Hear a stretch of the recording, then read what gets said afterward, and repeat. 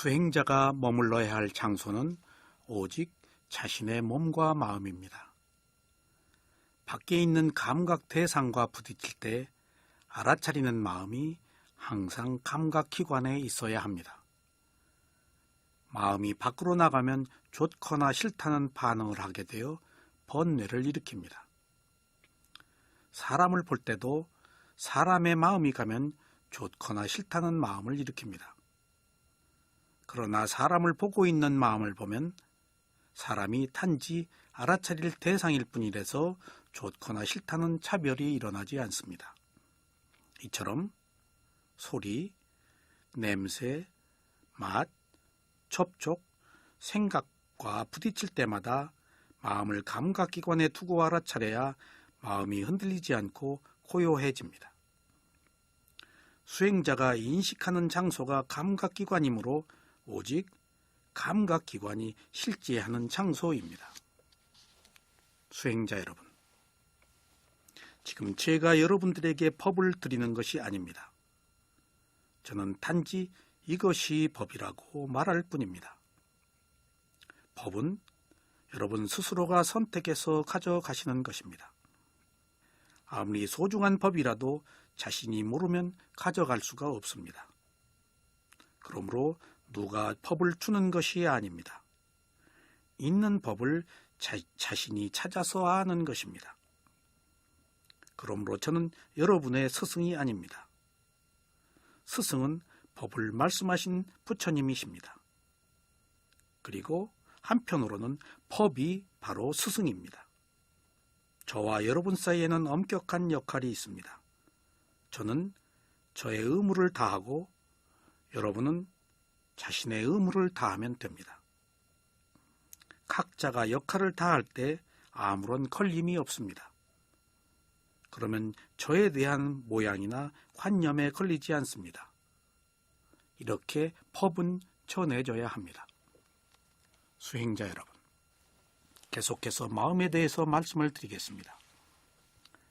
마음이 무엇이냐고 했을 때 마음은 비물질이라고 한 것은 마음이 물질과 함께 있지만 보이는 물질이 아니고 보이지 않는 정신이라는 의미입니다. 마음은 보이지 않지만 실제하는 가장 중요한 요소이며 이것이 모든 것을 이끕니다. 그러나 마음의 실제의 기능은 대상을 아는 것입니다. 눈이라는 감각기관이 물질이라는 대상을 빛에 의해서 보고 아는 마음이 일어나야 비로소 아는 것입니다. 귀라는 감각기관이 소리라는 대상을 장애가 없는 공간에 의해 듣고 아는 마음이 일어나야 비로소 아는 것입니다. 코라는 감각기관이 냄새라는 대상을 공기라는 바람의 방향에 의해서 맡고 아는 마음이 일어나야 비로소 아는 것입니다. 혀라는 감각기관이 맛이라는 대상을 침에 의해서 맛보고 아는 마음이 일어나야 비로소 아는 것입니다. 몸이라는 감각기관이 감촉 대상을 접촉해서 아는 마음이 일어나야 비로소 아는 것입니다. 마음이라는 감각기관이 생각이라는 감각 대상을 접촉해서 아는 마음이 일어나야 비로소 아는 것입니다. 여기에는 일체 외부의 개입이 없이 오직 저 스스로의 조건에 의해서 아는 마음이 일어나고 일어난 순간에 사라지는 현상만 있습니다. 우리가 안다는 것은 이렇게 원인과 결과에 의해서 아는 것입니다. 이것을 조건이라고 합니다. 그러므로 눈이라는 감각기관과 소리라는 감각 대상에 빛이라는 조건이 있어서 보고 알듯이 네 가지 조건이 성숙되어야 아는 것이 성립됩니다. 여기서 마음 하나만 있어도 안 되고 눈 하나만 있어서도 안 됩니다. 그래서 내가 아는 것이 아니고 감각기관이 아는 것이며 누구의 힘으로 아는 것이 아니고 조건의 성숙으로 아는 것입니다. 눈과 귀, 코나 혀, 몸이나 마음이 모두 이러한 동일한 조건 하에서 대상을 압니다. 그래서 마음은 대상이 없으면 일어나지 않습니다. 이때의 대상은 아는 것을 위한 조건입니다. 이처럼 마음 하나 가지고는 아무것도 할 수 없습니다. 그래서 조건이라고 하는 것입니다. 그러므로 마음은 대상을 아는 것으로서 오직 하나입니다. 마음이 일어나는 순간에 하나의 대상을 알고 마음은 즉시 사라집니다. 그런 뒤에 다음 마음이 일어납니다. 그러므로 마음은 한순간에 하나밖에 알지 못합니다. 바로 이것을 알아야 마음을 좀 더 자세하게 이해할 수 있습니다. 이것을 자세하게 알아야 마음의 무상과 무아를 더 정확히 알 수 있습니다. 우리가 영화를 볼 때 화면에 연속되는 장면들이 있습니다. 그래서 쉬지 않고 계속됩니다. 이때 모든 것이 하나로 붙어서 진행되는 것 같지만 사실은 하나하나의 장면들이 연속되는 현상이라고 알아야 합니다. 수행자 여러분, 가령 영화를 볼 때 한 컷, 한 컷에 수많은 필름들이 모여서 돌아가야 영화가 계속됩니다. 이때의 필름의 한 컷은 바로 한순간의 하나의 마음과 같습니다. 한순간의 마음이 하나라고 할 때 비로소 무상과 무아를 아는 지혜를 얻습니다. 우리는 이런 지혜가 없기 때문에 항상 같은 마음이 일어나는 것 같지만 사실은 이처럼 최소의 단위들이 모여서 일어나고 사라지면서 진행됩니다. 그러므로 같은 장면이 없듯이 같은 마음이 없습니다. 한순간에는 하나의 필름의 한 장면만 있듯이 마음도 똑같이 하나의 마음만 있는 것입니다. 수행자가 좌선을 시작하면 여러 가지 현상들이 나타납니다. 망상이 일어나고 졸리고 여기저기서 통증이 생깁니다. 그리고 그 와중에도 호흡도 알아차려야 합니다. 이때 여러 가지 현상을 동시에 볼 수 있습니다. 그러나 사실은 마음이 빠르게 이것저것을 왔다 갔다 하면서 알아차리고 있는 것입니다. 마음이 한순간에 하나밖에 알지 못하기 때문에 여기저기로 이곳저곳으로 분주하게 다니면서 알아차리면 집중력이 생기지 않아 고요함을 얻을 수가 없습니다. 그래서 하나의 대상에 마음을 기울이는 것입니다. 이것이 모두 마음의 실상입니다. 몸을 움직이려고 할 때 움직이려는 의도가 있어서 움직입니다. 그런데 이때 움직이려는 의도는 일어나서 즉시 사라집니다. 그리고 계속해서 다음 마음을 일으킵니다. 이때 의도도 일어나서 사라지고 몸을 움직이는 동작도 같은 동작이 아닙니다.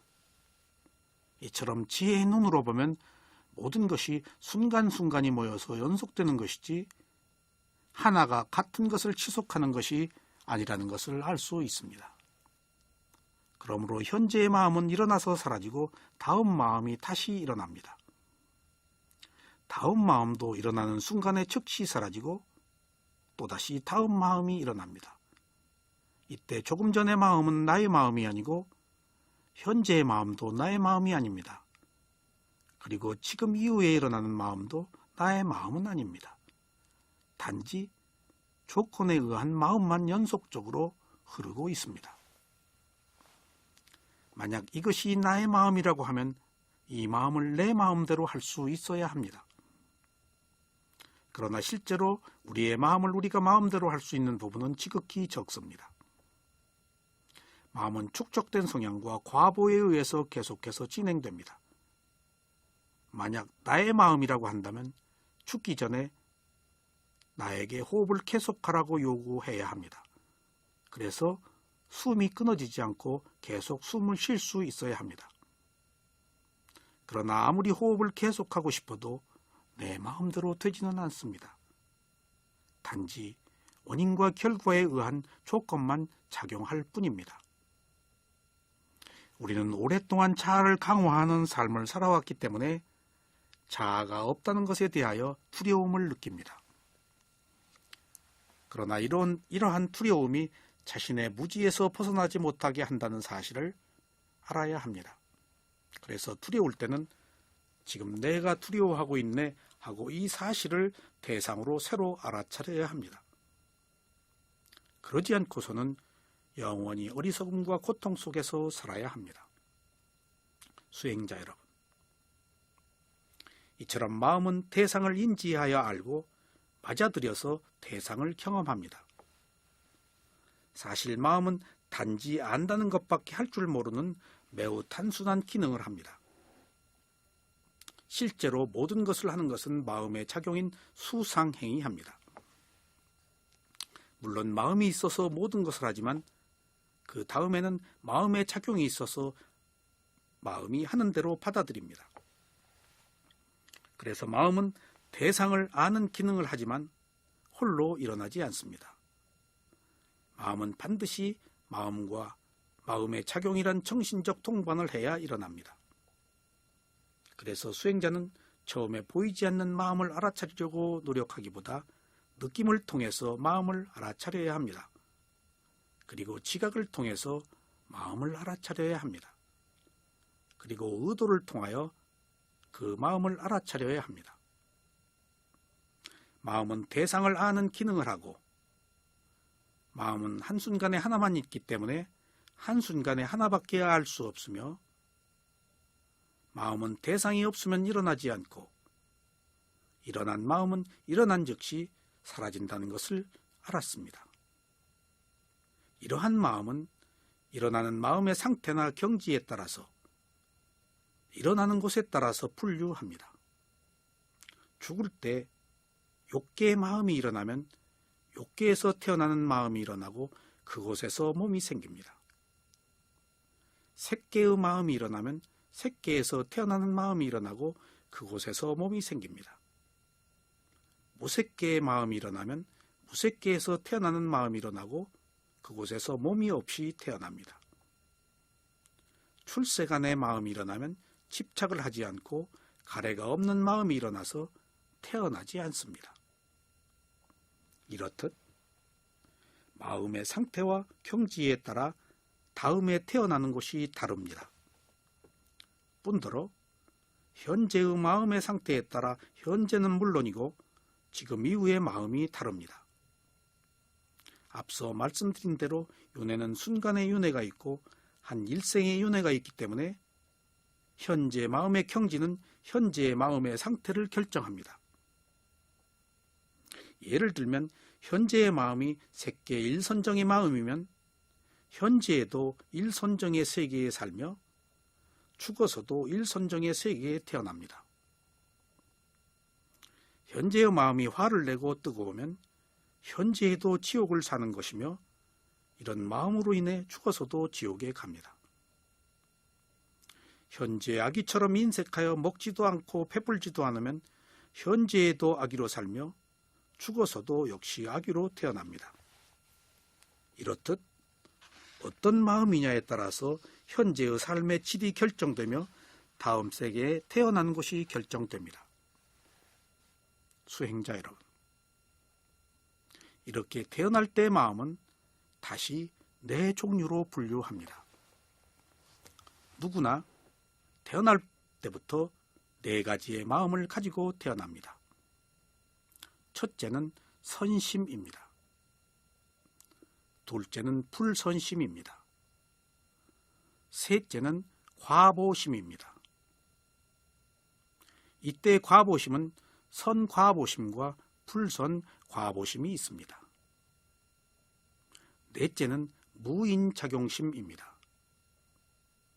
이때 무인작용심은 원인과 결과가 없는 마음입니다. 그래서 우리들이 여러 가지 마음을 가지고 삽니다. 이런 마음은 조건에 의해서 일어납니다. 선한 조건이 성숙되면 선한 마음이 일어나고 선하지 못한 조건이 성숙되면 바로 선하지 못한 마음이 일어납니다. 한순간에 이 두 가지 마음이 교차할 수 있습니다. 매 순간 우리들의 마음은 선했다, 선하지 못했다 하면서 변하는 것은 원래 이런 두 가지 마음을 함께 가지고 있기 때문입니다. 여기에 세 번째 마음까지 가세합니다. 바로 이것이 과보심입니다. 과보심은 과거에 행한 업에 의해서 오도록 되어 있는 마음입니다. 과거에 선한 행위를 많이 했으면 선한 과보가 와서 현재의 선한 마음이 일어나도록 합니다. 과거에 선하지 못한 행위를 많이 했으면 현재 선하지 못한 마음이 일어나도록 불선과보가 우리를 지배합니다.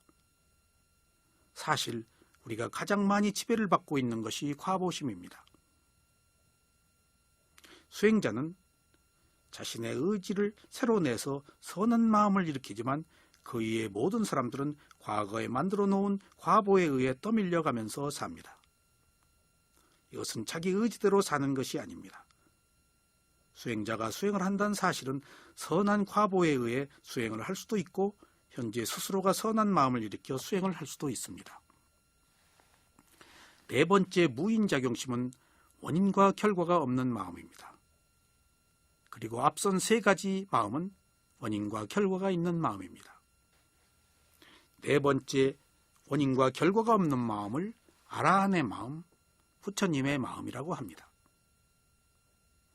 아라한이나 부처님은 새로운 원인을 일으키지 않기 때문에 받을 것이 없어서 다시 태어나지 않습니다. 그래서 윤회가 끝납니다. 우리가 위파사나 수행을 하는 이유는 원인과 결과를 알아서 새로운 원인을 일으키지 않아 무인 작용심을 갖는 것이 모든 수행자들의 궁극의 목표입니다. 무인 작용심인 원인과 결과가 없는 마음이 되었을 때만이 비로소 우리는 완전한 해탈의 자유를 누릴 수가 있습니다.